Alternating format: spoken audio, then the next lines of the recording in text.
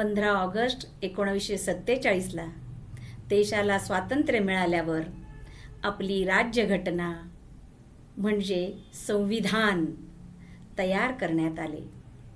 आपले संविधान तयार करण्यामध्ये कोणत्या स्त्रियांचे योगदान होते हे आपल्याला माहीत आहे का?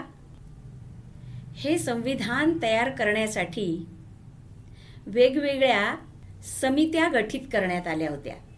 त्या एकूण 389 सदस्यांमध्ये एकूण 15 स्त्रिया होत्या आणि या विद्वान स्त्रियांचे मोलाचे योगदान आपल्या घटना निर्मितीसाठी लाभले आहे। कोण होत्या या विदुषी?